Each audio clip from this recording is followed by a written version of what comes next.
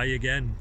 So I thought we'd start this by explaining what semen retention is and why doing 70 days was so important. And then we'll get into the results of this weird biological experiment.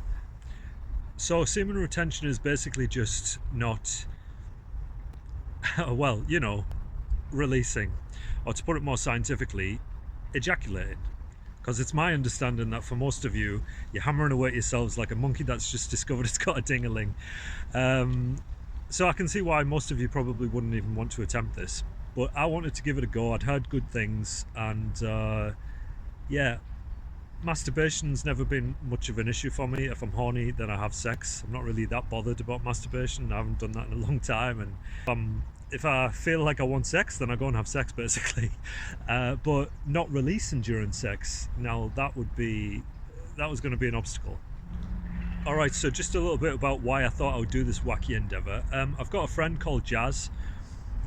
He has his own YouTube channel, great content, really good stuff. This is it here, go check it out, I'll leave a link in the description.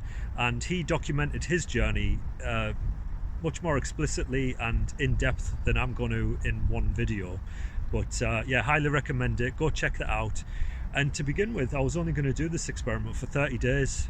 It seemed like it would be enough time to see if there'd be any real results by doing it for that long, but when the 30 days was up, I made a video about it in the Canary Islands, and then I accidentally deleted the entire thing, so I couldn't release that video.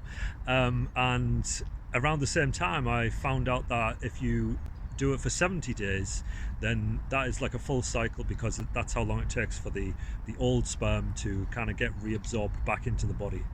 So I kept going, and here's what happened next. Well, I didn't find God, and I didn't become irresistible to women, but there were some interesting developments. So first and most noticeable of all, I had a semi-attractive girl randomly come up and ask for my number, which as much as I'd like to think that I'm not an ugly guy, that basically never happens. But for all of you SR guys out there that are now shouting at the screen saying, I told you so, I don't agree with it, and I'm going to debunk my reasons why. So when you do something that's challenging, where you're pushing your comfort zone, what happens is your brain, your body releases some chemicals, a bit of a cocktail of chemicals that make you feel good. And it's when you go into what's called a flow state. It's one of the reasons that I like to do these challenges, because I like to push myself and tap into this flow state. It feels really good when you're in that state, that emotional state. Some people call it being in the zone when it's in sports and stuff.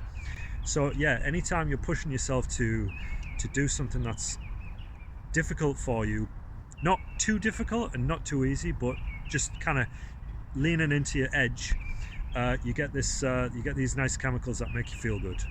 And when you're in this flow state, people gravitate towards you. You become very magnetic towards people. People just can't help but become kind of drawn to you. You become more confident, more attractive, and yeah, I suppose even in rare cases, girls will come up and ask for your number.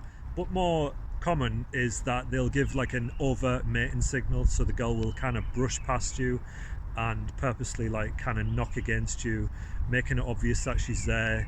And yeah, it's all based to get your attention, basically, because you're giving off this energy and this vibe that is just very alluring. I could probably do a whole 1 hour video on this topic alone, because it's quite fascinating to me. But yeah, I don't think there was anything more to it. I definitely don't think it was because I had my dusty old sperm in my body.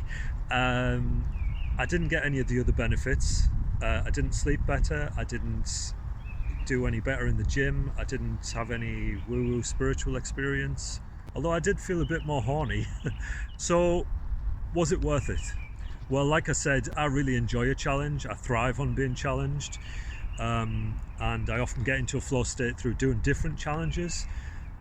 So I don't need to do semen retention to get into a flow state. There's multiple ways to get into a flow state, and also I really enjoy orgasms like anybody else, so I won't be sacrificing orgasms for the sake of getting into a flow state through doing this challenge. Speaking of which, when I did finally It was the best orgasm that I'd had in years. Lasted twice as long and was twice as intense. But I'm still not going to do semen retention for another 70 days, just for the briefest sensory delight.